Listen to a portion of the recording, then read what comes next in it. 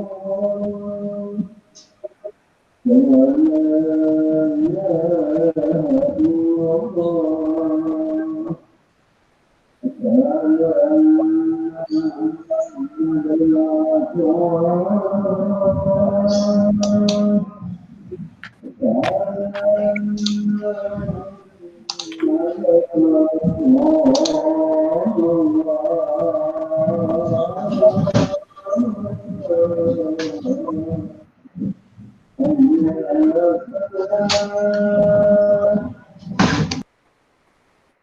mulai sekarang. Oke.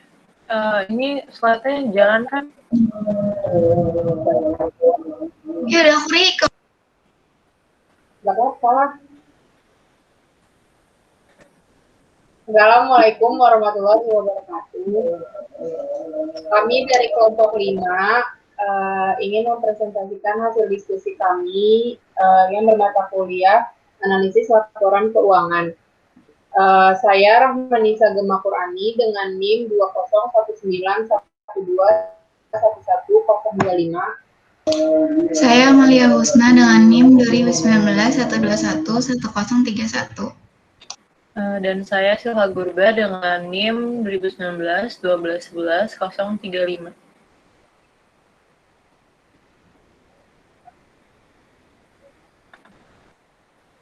Hari ini kami akan membahas tentang chapter 4, yaitu Analyzing Investing Activities.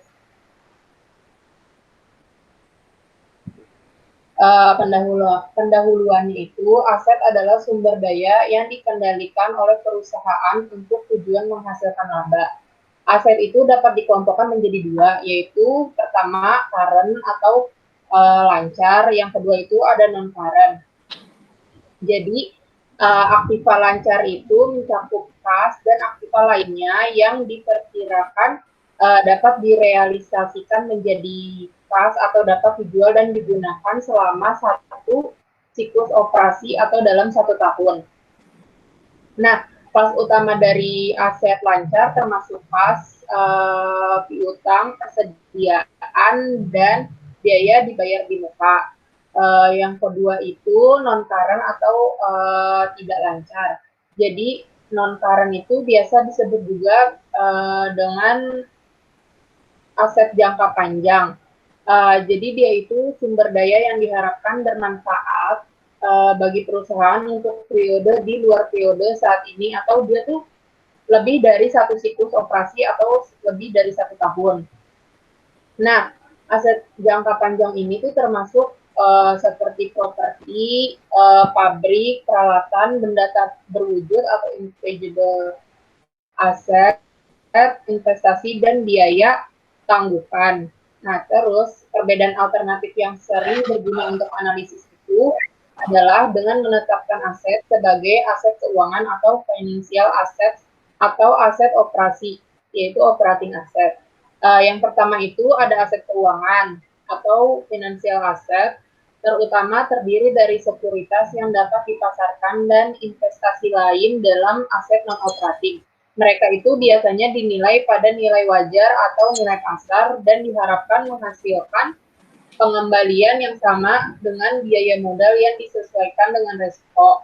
Yang kedua itu ada aset operasi atau operating asset, merupakan sebagian besar aset perusahaan. Mereka biasanya dinilai berdasarkan biaya dan diharapkan menghasilkan pengembalian melebihi biaya modal rata-rata tertimbang. Nah, pada chapter 4 ini atau bab 4 ini yang akan kita bahas itu ada 6 poin. Yang pertama itu ada introduction to current asset, yang kedua itu ada inventories, yang ketiga itu ada introduction to long term asset, yang keempat itu ada plan asset dan natural resource, yang kelima itu ada intangible asset, terus yang keenam ada asset revaluation under IFRS valuation. Terus yang pertama itu kita akan membahas tentang introduction to current asset. Nah, di poin pertama itu kita akan membahas 3 materi. Yang pertama itu ada cash and equivalent, yang kedua itu ada receivable, yang ketiga itu ada prepaid expense.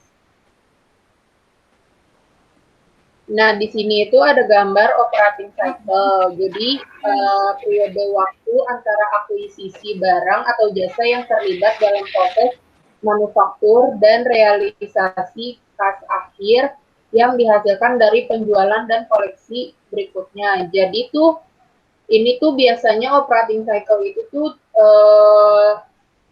berlakunya tuh 1 periode atau 1 tahun. Dia tuh bisa dijadiin kas. Jadi misalkan yang bisa dicairkan dari piutang ke kas lagi dan masuk ke keuangan perusahaan tersebut. Next. Nah, kita akan membahas tentang cash and cash equivalent. Jadi cash itu uang tunai atau kas merupakan aset paling liquid, termasuk mata uang yang tersedia dan dana deposito. Jadi tuh dia gampang untuk dicairkan kalau kas itu. Terus kalau cash equivalent itu setara kas adalah investasi jangka pendek yang sangat liquid. Yang pertama, siap dikonversi menjadi uang tunai, dan yang kedua, sangat mendekati jatuh tempo sehingga memiliki resiko perubahan harga yang minimal karena pergerakan suku bunga. Investasi ini biasanya memiliki jangka waktu 3 bulan atau kurang. Contoh kas equivalent atau setara kas ini adalah treasury bills jangka pendek, surat berharga, dan dana pasar uang. Setara kas sering berfungsi sebagai tempat penyimpanan sementara kelebihan kas. Nah, liquidity atau likuiditas adalah jumlah kas atau cash equivalence yang dimiliki perusahaan dan jumlah kas yang dapat diperolehnya dalam waktu singkat. Selain memeriksa jumlah aktiva liquid yang tersedia untuk perusahaan, analisis juga harus mempertimbangkan hal berikut. Yang pertama itu sejauh mana setara kas diinvestasikan pada efek ekuitas. Perusahaan mengalami penurunan likuiditas jika nilai pasar dari efek investasi tersebut turun. Yang kedua itu ada kas dan setara kas, seringkali dibutuhkan sebagai saldo kompensasi atau compensating balance untuk mendukung suatu perjalanan pinjaman atau sebagai jaminan utang.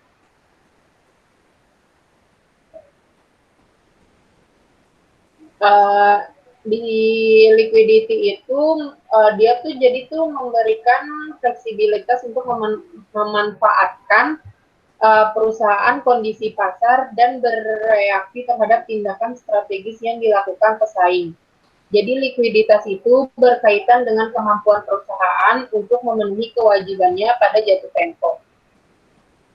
Terus ada receivables atau piutang adalah jumlah yang dibayarkan kepada perusahaan yang timbul dari penjualan produk atau jasa atau dari uang muka pinjaman uang kepada perusahaan lain. Piutang mengacu pada jumlah yang harus dibayar perusahaan yang timbul dari penjualan produk dan layanan. Piutang yang diklasifikasikan sebagai aset lancar diharapkan dikumpulkan dalam 1 tahun atau siklus operasi. Receivables terdapat 2 jenis, yaitu yang pertama ada account receivable. Account receivable sendiri itu merupakan tuntutan perusahaan kepada pihak lain, baik perorangan maupun terhadap badan usaha, yang terjadi karena adanya suatu transaksi piutang timbul akibat terjadi suatu penjualan barang atau jasa secara kredit. Yang kedua itu ada not receivable, piutang perusahaan kepada pihak lain yang dinyatakan dalam suatu perjanjian khusus.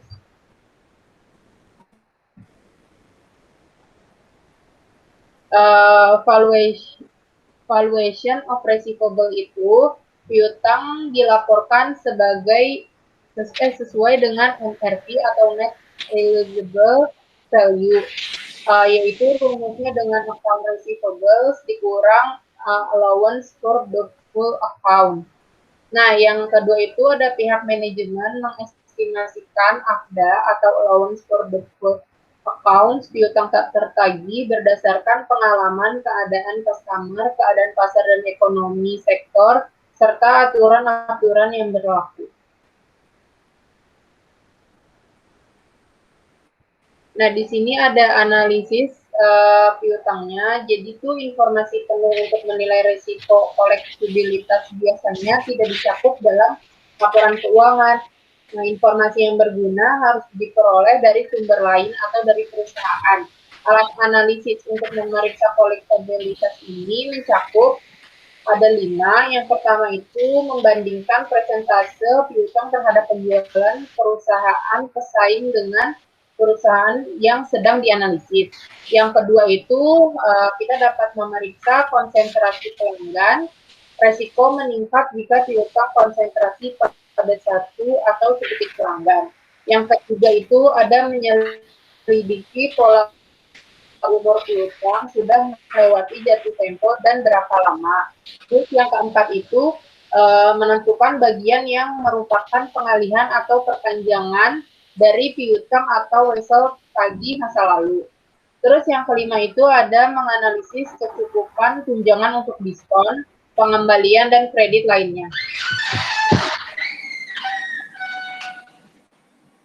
Nah, di sini ada authenticity of receivables. Yang pertama itu dia mereview kebijakan kredit. Yang kedua, kita bisa mereview kebijakan dalam pengembalian atau penukaran barang. Yang ketiga, kita bisa mereview apa ada kontingensi terhadap akun piutangnya.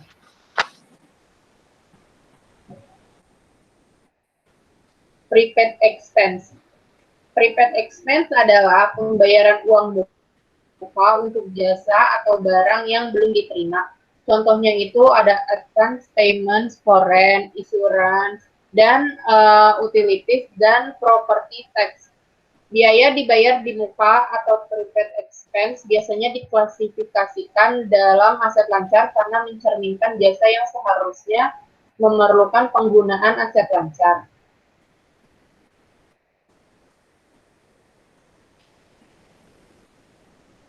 Yang kedua akan membahas tentang inventory. Materinya itu yang pertama ada inventory accounting and valuation, yang kedua ada analyzing inventory. Inventory sendiri itu persediaan barang yang disimpan untuk dijual atau barang yang diperoleh dalam proses siap untuk dijual sebagai bagian dari operasi normal perusahaan.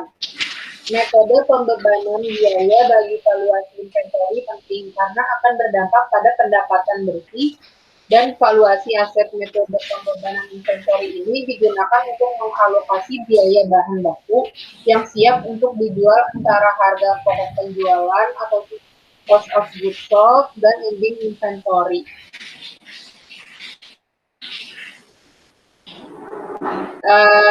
Inventory costing. Jadi di sini persamaan inventarisnya itu cost of goods available for sale akan berdampak pada cost of goods sold dan ending inventory yang mana cost of goods available for sale yang terjual akan meningkatkan COGS dan menurunkan ending inventory-nya. Jadi konsep penting dalam akuntansi persediaan itu adalah aliran biaya. Jika semua persediaan diperoleh atau diproduksi selama periode dijual, maka harga pokok penjualan atau COGS sama dengan harga pokok barang dibeli atau diproduksi. Namun, jika persediaan tetap berada pada akhir periode akuntansi, penting untuk menentukan persediaan mana yang akan telah terjual dan biaya mana yang tersisa di neraca.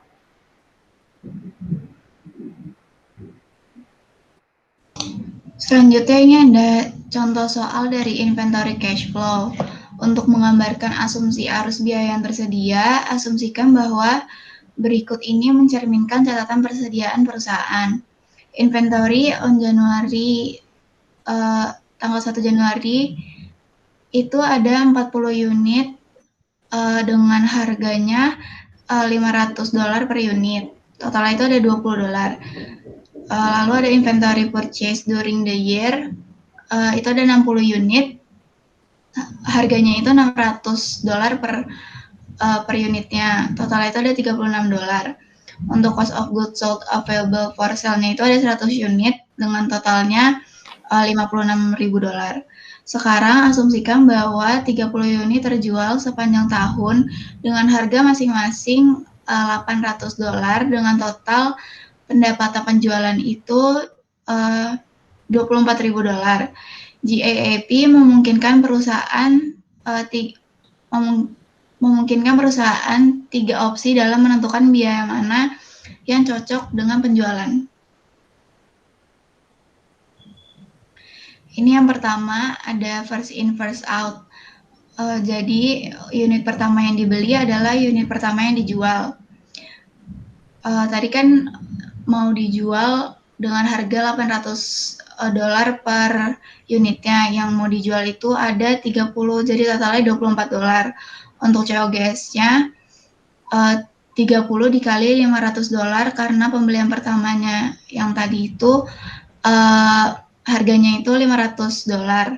Jadi totalnya ada $15.000. Jadi gross profit-nya itu 24.000 dikurang dengan 15.000. Jadi $9.000. Karena $15.000 dari biaya persediaan telah dihilangkan, sisa biaya persediaan yang akan dilaporkan ke neraca pada akhir periode adalah $41.000, yaitu hasil dari $56.000 dikurang dengan $15.000. Cara yang kedua itu adalah last in first out, yaitu unit terakhir yang dibeli adalah yang pertama dijual. Salesnya itu sebesar $24.000. COGS-nya 30 dikali dengan $600. Kenapa $600? Karena yang terakhir tadi dibeli harganya itu $600 per unitnya. Totalnya itu jadi $18.000. Untuk gross profit-nya 24.000 dikurang dengan 18.000 jadi sebesar $6.000. Karena 18.000 dari biaya persediaan telah dikeluarkan dari neraca dan tercermin dalam COGS, 38.000 tetap ada di neraca untuk dilaporkan sebagai persediaan.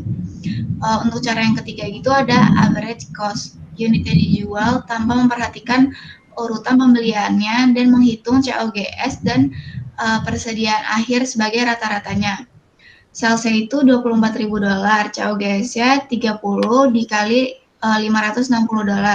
$560 itu didapat dari COGS yang available tadi sebesar 56.000 dibagi dengan unit yang ada yaitu 100, jadi 560. Totalnya itu ada 16.800. Gross profit-nya 24.000 dikurang 16.800 jadi 7.200. COGS dihitung sebagai rata-rata tertimbang dari total harga pokok barang yang tersedia untuk dijual dengan jumlah unit tersedia yaitu 56.000 dibagi 100 sehingga hasilnya $560. Unit terakhir yang dilaporkan di neraca adalah 39.200, yaitu hasil dari 70 unit dikali dengan 560.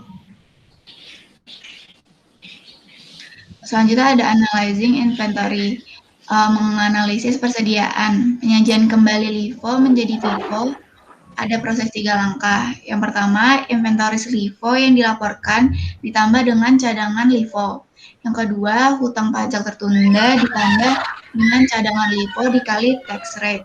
Yang ketiga adalah beri tahan ditambah dengan cadangan LIFO dikali 1 dikurang tax rate. Cadangan LIFO adalah jumlah biaya yang saat ini melebihi biaya LIFO yang dilaporkan persediaan. Selanjutnya itu ada introduction to long-term asset. Yang akan dibahas itu ada accounting for long-term asset sama capitalizing versus expensing.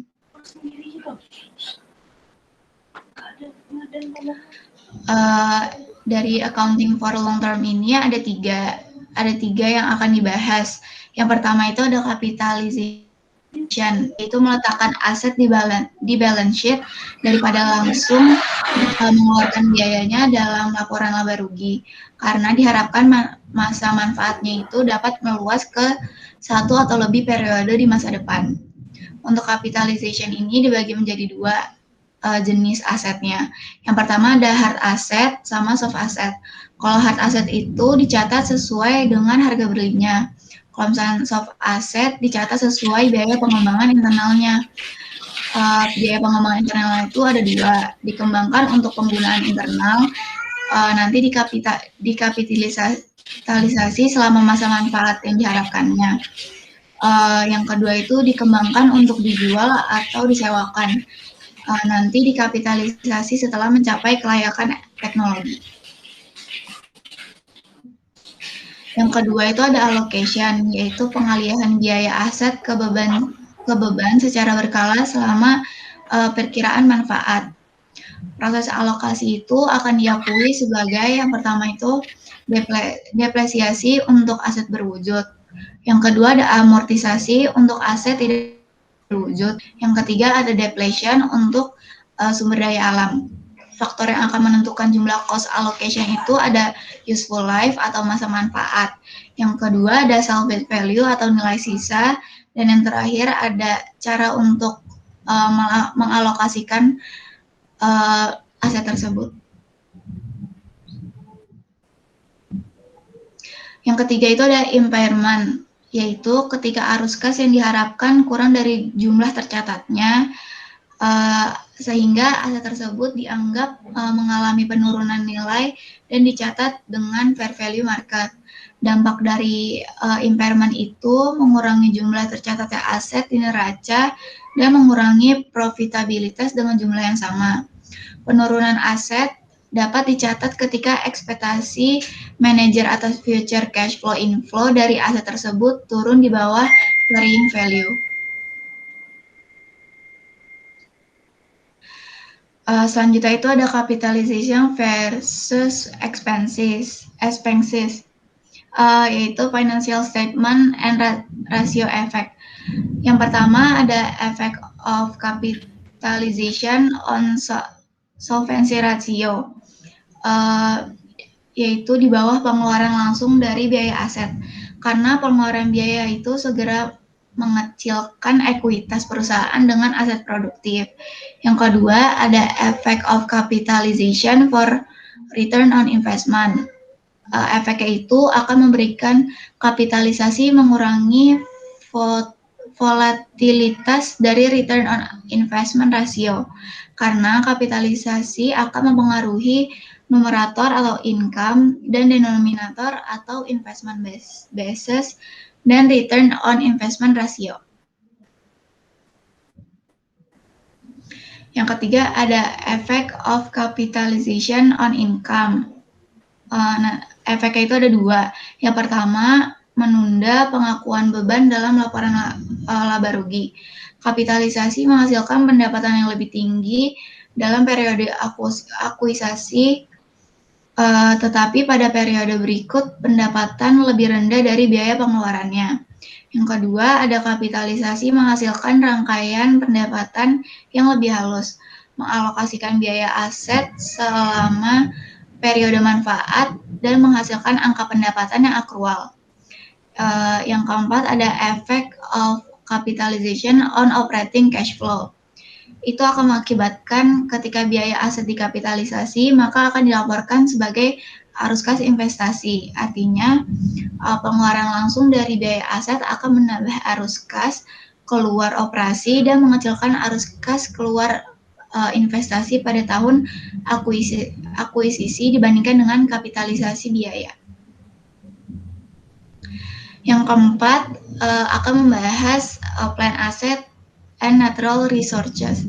Yang pertama itu ada valuation, selanjutnya ada depreciation and depletion, dan yang terakhir ada analysis.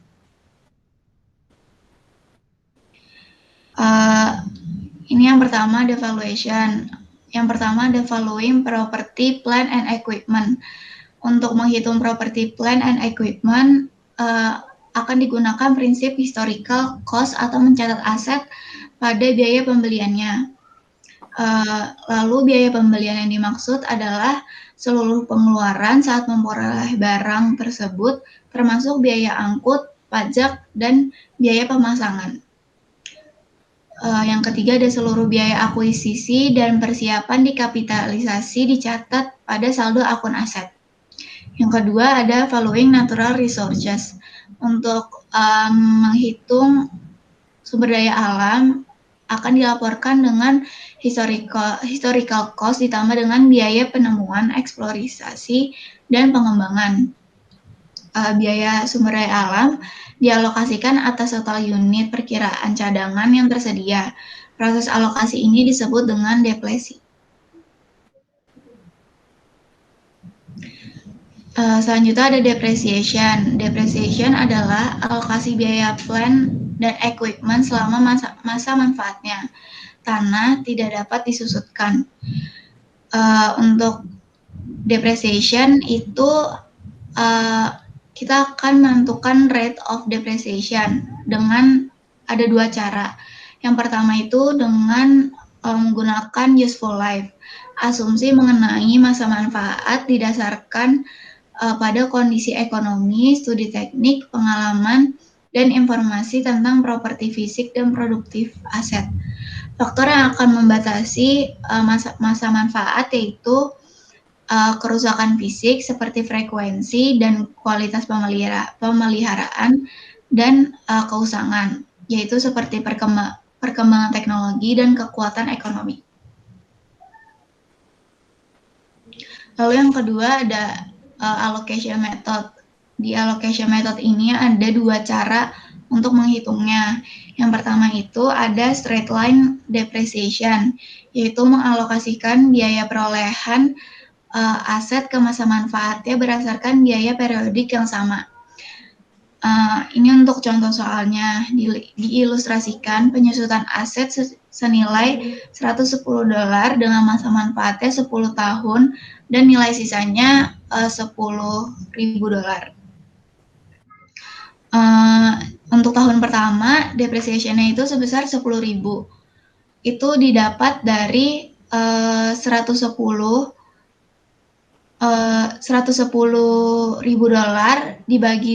dikurang 10.000 dibagi dengan 10 tahun. Untuk accumulated depreciation itu sama dengan depreciation-nya. Jadi nanti pas di book value-nya nilai aset dari suatu barangnya itu menjadi $100.000. Untuk tahun kedua juga seperti itu, karena straight line method, depreciation-nya itu walaupun dari tahun pertama sampai ke 10 itu tetap sama. Untuk accumulated depreciation akan mengikuti tahun dari pembayarannya. Kalau misalkan di tahun kedua berarti 10.000 dikali 2 jadi 20.000. Nanti untuk aset book value-nya 110 dikurang dengan 20.000. Next. Nah, untuk yang kedua itu ada accelerated, yaitu metode penyusutan yang dipercepat mengalokasikan biaya aset ke masa manfaatnya dengan cara yang menurun. Dari metode ini ada dua metode yang penyusutan yang paling umum digunakan. Yang pertama itu ada declining balance method, yaitu menerapkan tarif konstan untuk saldo aset menurun dengan kelipatan yang seringnya itu 2 kali dan dari straight line method. Yang kedua ada sum of the year digit, yaitu menerapkan pecahan yang menurun untuk nilai aset biaya dikurangi salvage value atau sisa. Ini ada contoh soalnya, diilustrasikan metode penyusutan accelerated ini yang diharapkan pada aset senilai $110.000 dengan salvage value-nya itu $10.000 dan masa manfaatnya 10 tahun.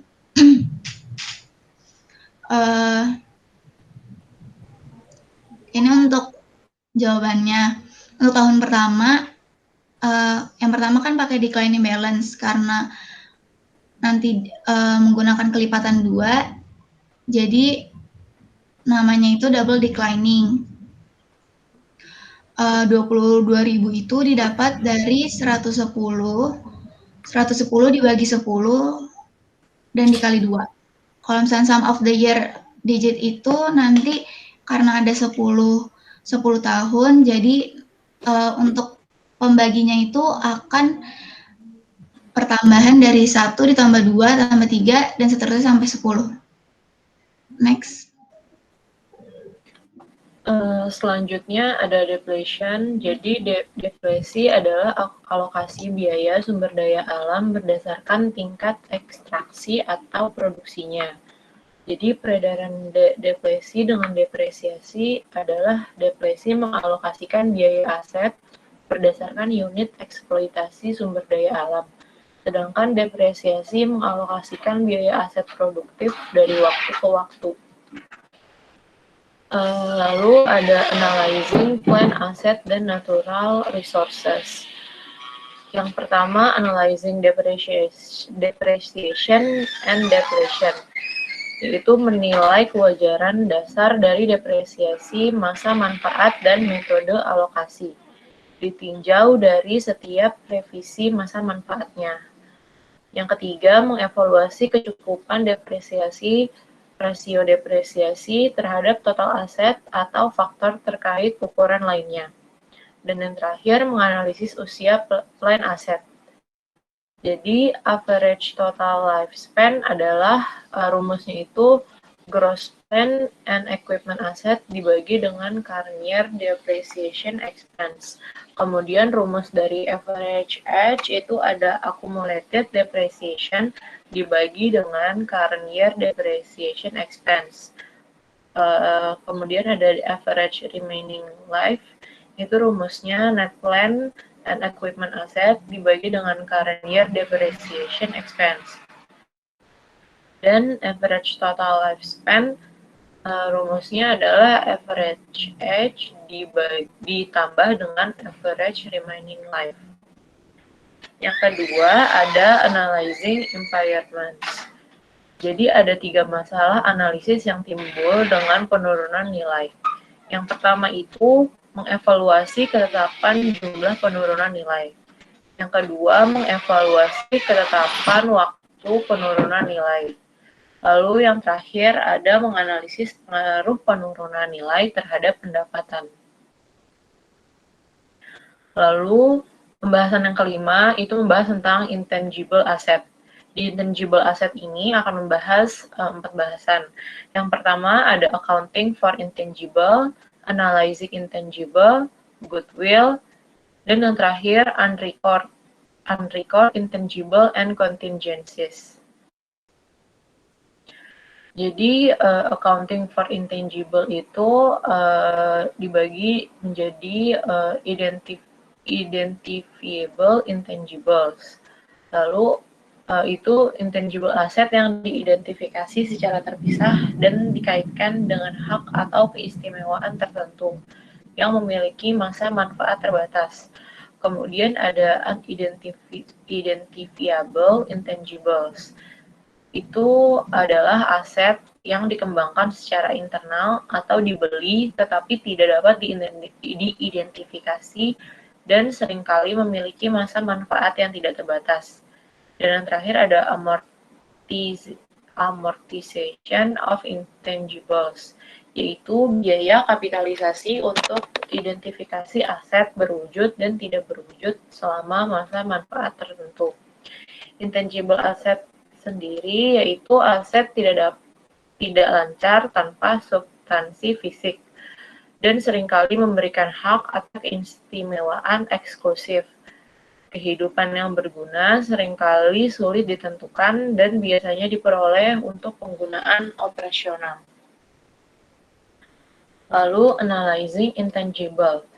Analisis seringkali mencurigai aset tak berwujud saat menganalisis laporan keuangan. Banyak analisis yang mengasosiasikan aset tak berwujud dengan resiko. Aset tak berwujud seringkali merupakan salah satu aset berharga yang dimiliki perusahaan dan seringkali terjadi kesalahan penilaian yang serius. Analisis goodwill juga memperlihatkan beberapa kasus yang menarik. Oleh karena itu, goodwill dicatat hanya pada saat akuisisi. Sebagian besar goodwill mungkin terdapat pada neraca. Lalu ada unrecord intangible and contingencies. Goodwill yang diciptakan secara internal dalam praktiknya pengeluaran untuk penciptaan goodwill dibebankan saat terjadinya. Jika goodwill diciptakan dan dapat dijual atau menghasilkan kekuatan laba yang lebih besar, laba perusahaan saat ini dinyatakan terlalu rendah karena pembebanan pengembangan goodwill. Salah satu kategori aset tak tercatat lainnya terkait dengan elemen jasa atau ide.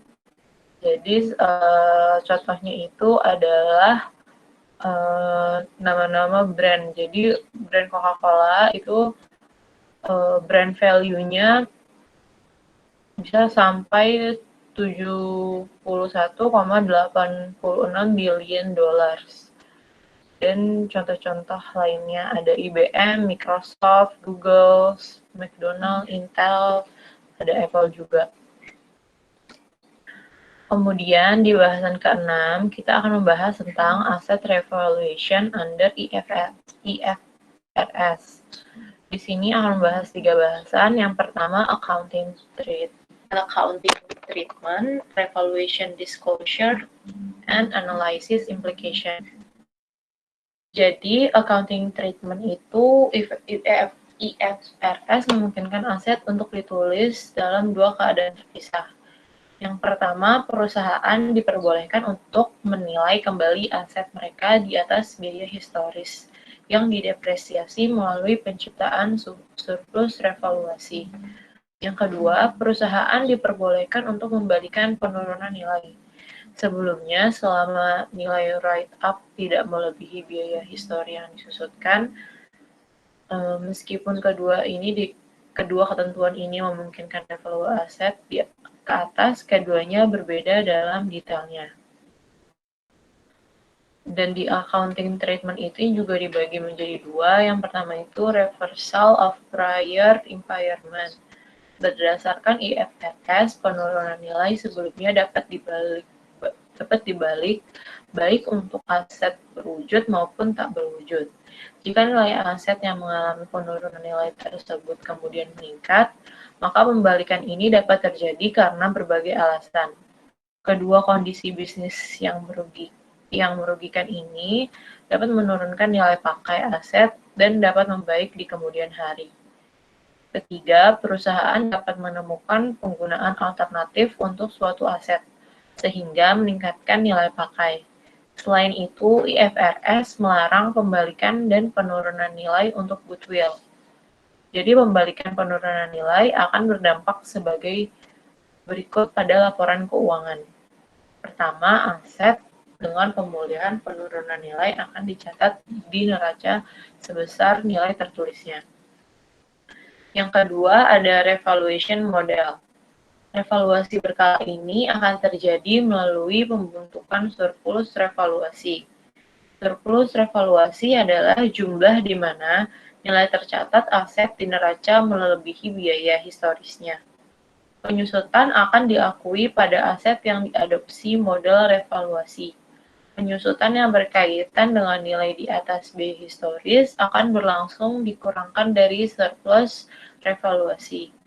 Namun, model revaluasi akan berhenti beroperasi segera setelah nilai wajar aset turun di bawah biaya historis yang disusutkan.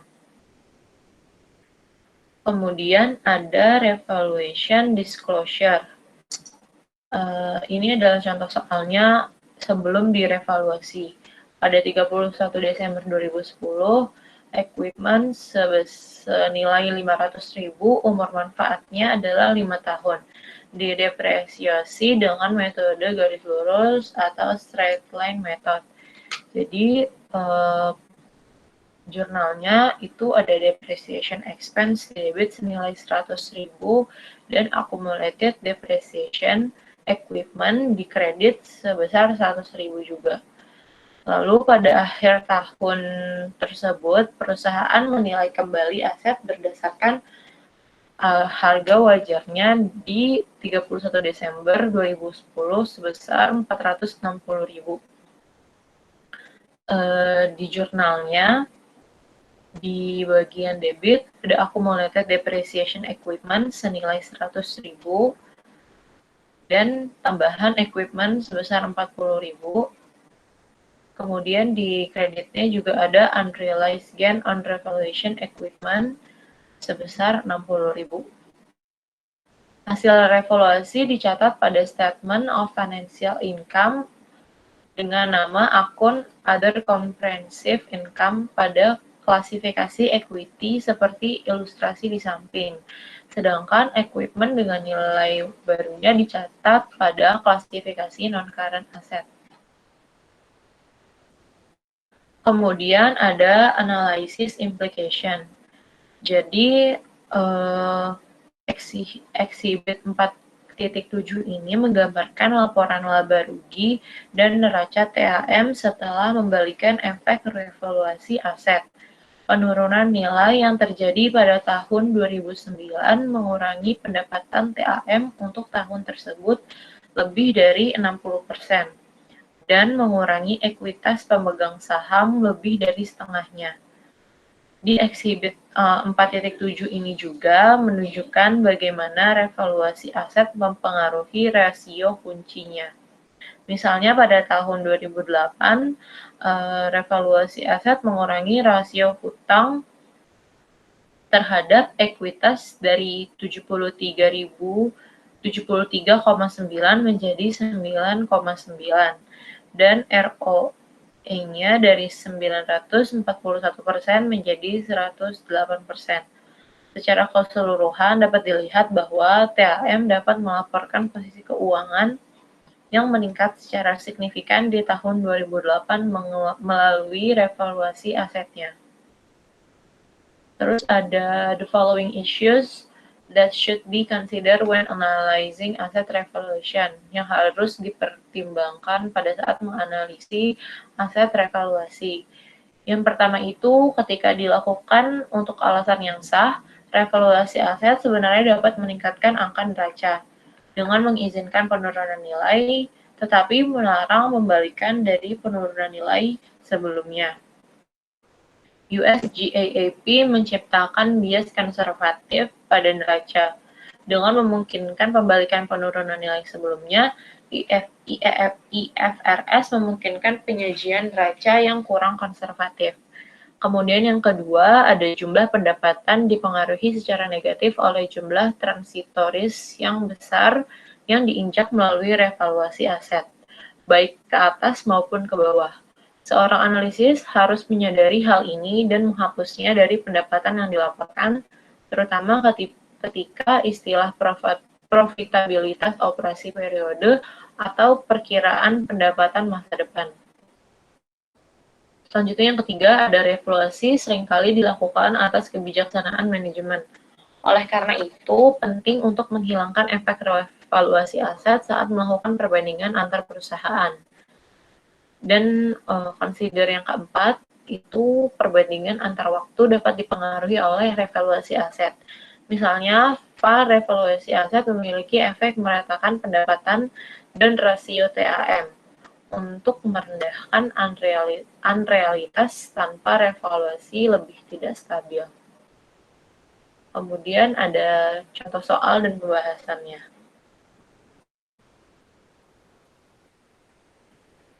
Jadi di exercise 3.5 ini, pertama simak kutipan berikut dari artikel yang diterbitkan oleh di Forbes.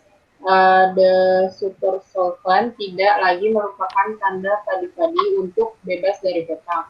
Ada banyak keuntungan darinya. Salah satunya adalah Anda selalu memiliki banyak jaminan untuk pinjaman untuk dipinjam jika Anda mengalami kemacetan. Hal lainnya adalah jika investasi bisnis memburuk. Anda tidak perlu membayar bunga atas kesalahan Anda. Bebas hutang, Anda tidak perlu khawatir tentang apa yang terjadi jika suku bunga utama naik menjadi 12% lagi. Anda bahkan mungkin akan menyukainya. Anda dapat meminjamkan uang tunai Anda sendiri dengan harga tersebut. Artikel tersebut melanjutkan ke daftar 92 perusahaan yang melaporkan tidak lebih dari 5% dari total kapitalisasi dalam hutang tidak lancar di neraca mereka. Pertanyaannya, Jelaskan bagaimana yang disebut perusahaan bebas hutang dalam arti yang digunakan dalam artikel di atas dapat memiliki hutang jangka panjang yang substansial atau kewajiban tidak lancar lainnya yang tidak tercatat. Berikan contohnya.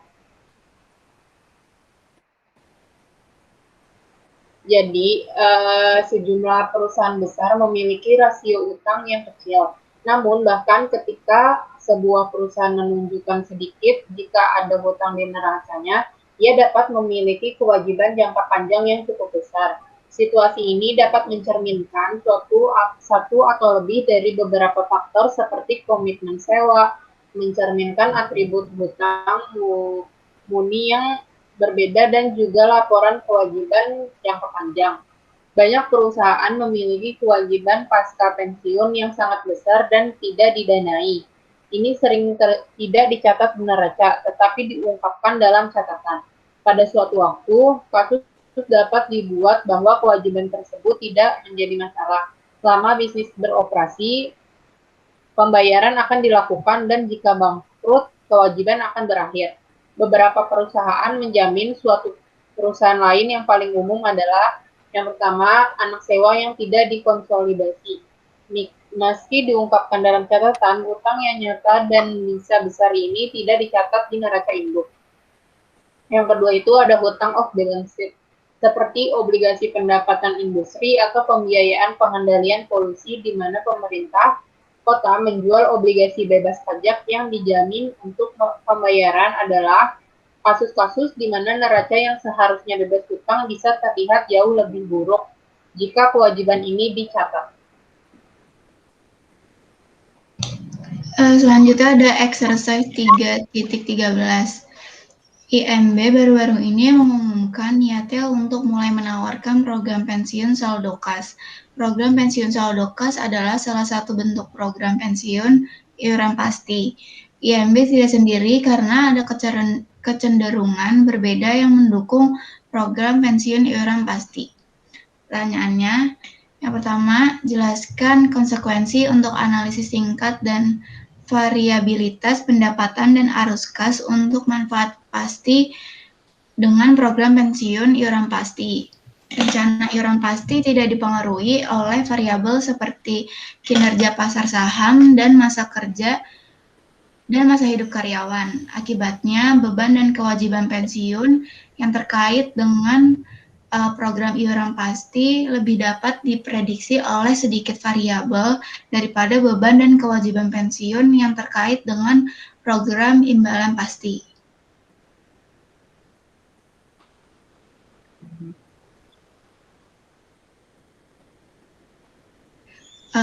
Pertanyaan B, menurut Anda, mengapa para manajer lebih memilih program pensiun iuran pasti? Jadi, jika manajer dapat menarik bakat yang memandai dengan program iuran pasti, mereka akan lebih memilih program iuran pasti karena dapat diprediksi dan lebih sedikit volatilitas yang terkait dengan biaya pensiun. Pertanyaan C, dalam keadaan apa karyawan akan menyukai program imbalan pasti dengan program iuran pasti? Program iuran pasti menempatkan risiko investasi pada karyawan, sedangkan program imbalan pasti menempatkan risiko pada perusahaan. Berdasarkan program iuran pasti, perusahaan membayar iuran pasti ke dalam program pensiun karyawan, dan kemudian karyawan tersebut menginvestasikan aset sesuai dengan toleransi mereka terhadap risiko dan strategi investasi. Dengan demikian, karyawan dengan toleransi rendah terhadap risiko mungkin lebih memilih program manfaat pasti karena mereka tidak harus menanggung risiko investasi apapun dan sebaliknya. Kemudian P3.5, strategi investasi Westfield Capital Management Corporation adalah berinvestasi dalam perusahaan dengan rasio price to book yang rendah, sambil mempertimbangkan perbedaan solvabilitas dan manfaat aset. Westfield sedang memilih investasi dalam saham Jerry's Department Store atau saham Miller Stores. Beberapa rasio untuk kedua perusahaan tersebut adalah sebagai berikut. Pertanyaan yang pertama, hitung rasio di bawah ini bagi JDS dan MLS. Yang pertama itu ada price to book ratio. Book value-nya JDS itu adalah $6.000 dibagi dengan 250 saham. Dan nilai yang didapat sebesar $24. Sedangkan untuk book value MLS itu $7.500 dibagi dengan 400 outstanding share-nya. Jadi totalnya senilai $18.75. Kemudian price atau book value-nya dari JDS adalah $51,50 dibagi dengan $24 hasil dari book value-nya tadi. Itu totalnya jadi 2,51. Sedangkan untuk MLS $49,50 dibagi dengan 18,75, hasil yang didapat adalah $2,64. Lalu di penghitungan total debt to equity ratio. Untuk total debt to equity rasio dari perusahaan JDS itu ada 0 ditambah $2.700 dibagi dengan $6.000 atau equity-nya. Itu didapat sebesar 45%. Sedangkan kalau perusahaan MLS itu $1.000 ditambah $2.500 dibagi dengan 7.500, totalnya 46,67%. Kemudian ada fixed asset utilization turnover. Jadi fixed asset utilization-nya itu dari perusahaan JDS adalah $21,25 dibagi $5.700, itu totalnya 3,73. Kemudian untuk perusahaan MLS itu nilainya ada $18.500 dibagi dengan $5.500, totalnya jadi 3,36. Pertanyaan yang B, pilih perusahaan yang lebih memenuhi kriteria Westfield. Berdasarkan kriteria investasi Westfield untuk berinvestasi di perusahaan dengan rasio harga ke buku terendah dan mempertimbangkan rasio solvabilitas dan pemanfaatan aset, JDS adalah kandidat pembelian yang lebih baik. Kemudian pertanyaan yang C, informasi di bawah berdasarkan catatan atas laporan keuangan per 31 Maret 2006. Yang pertama, JDS melakukan mayoritas usahanya dengan menggunakan aset sewa, pembayaran sewa minimum di masa depan atau MLP pada operating lease yang tidak dapat dibatalkan adalah sebagai berikut. Pada MLP pada tahun 2007 adalah $259, 2008 $213, 2009 $183, 2010 $160, 2011 $155, 2012 $706, jadi total MLP-nya sekitar $1.676. Kemudian less interest-nya ada $676, jadi total present value of MLP-nya sebesar $1.000 dan interest rate-nya sebesar 10%.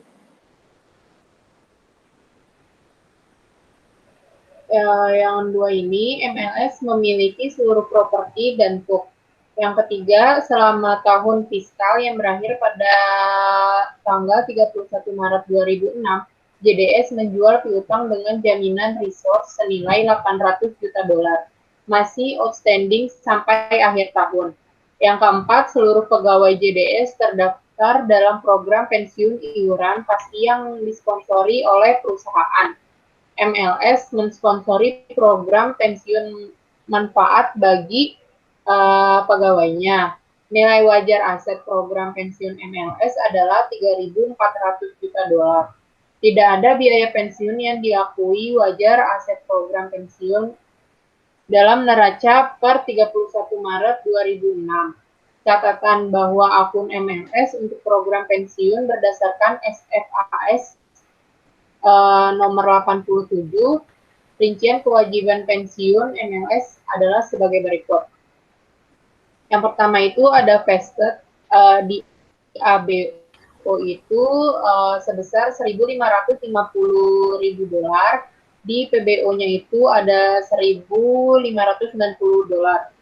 Dan di non-vestednya itu di ABO sebesar 40 dan PBO-nya sebesar 210. Maka totalnya di ABO itu sebesar 1.590.000 dolar ditambah dari 1.550.000 dolar ditambah 40 dan PBO-nya itu sebesar 1.800.000 dolar. Hitung ketiga rasio di bagian A setelah melakukan penyesuaian yang diperlukan menggunakan informasi not. Sekali lagi, pilih perusahaan yang lebih memenuhi kriteria Westphal. Komentari keputusan Anda di bagian B sehubungan dengan analisis di sini. Yang pertama itu perusahaan JDS, ada leasing. Pengakuan atas pembayaran sewa nilai sekarang MAS akan menambah 1.000 dolar untuk properti, pabrik, dan peralatan dan diimbangi dengan tambahan 1.000 dolar untuk hutang jangka panjang. Yang kedua ada receivable, pengakuan JDS penjualan piutang dengan cara lain akan meningkatkan aset atau piutang sebesar 800 dolar dan hutang jangka panjang yang digunakan untuk membiayai piutang usaha sebesar 800 dolar. Pada perusahaan MLS itu yang pertama ada pensiun, pengakuan atas kelebihan dana saat ini untuk program pensiun akan menambah nilai sebesar 1.600 dolar ke aset dan 1.600 dolar ke ekuitas pemilik. Maka 3.400 dolar aset program dikurang 1.800.000 dolar kewajiban manfaat yang diproyeksikan. Jadi adjustment-nya pada perusahaan JDS ini, yang pertama itu tidak ada adjustment. Yang kedua itu adjusted total debt of equity ratio. Jadi 2.700 dolar ini ditambah dengan 1.000 dolar LTD, yaitu 800 LTD ditambah juga menjadi 4.500 adjusted total debt. Maka adjusted debt to equity rasionya itu total yang tadi di adjusted dibagi sama 6.000, maka hasilnya 75%. Selanjutnya ada penyesuaian untuk fixed asset utilization turnover. Jadi 5.700 dolar ditambah dengan 1.000 dolar yang merupakan PPE dari JDS Lease. Totalnya itu jadi 6.700 dolar. Yang merupakan total dari adjusted debt-nya. Untuk adjusted fixed asset utilization-nya itu 21.250 dolar dibagi dengan 6.700. Hasilnya jadi 3,17. Untuk penyesuaian perusahaan MLS, asetnya bertambah sebesar 1.600 dolar di pensiun dan owner equity-nya bertambah sebesar 1.600 dolar. Yang pertama itu ada book value per common share. Jadi $7.600 dari historical equity ditambah dengan 1.600, sehingga total itu menjadi $1.100. Untuk adjusted equity-nya $9.100 dibagi dengan 400 million share. Totalnya itu jadi 22,75. Yang kedua ada adjusted to total debt equity ratio. Itu dicari ya dengan $3.500 dibagi dengan $9.100. Totalnya jadi 38%. Dan yang terakhir itu ada fixed asset utilization turnover. Itu $18.500 dibagi dengan $5.500. Sehingga fixed asset utilization setelah penyesuaian menjadi 3,36.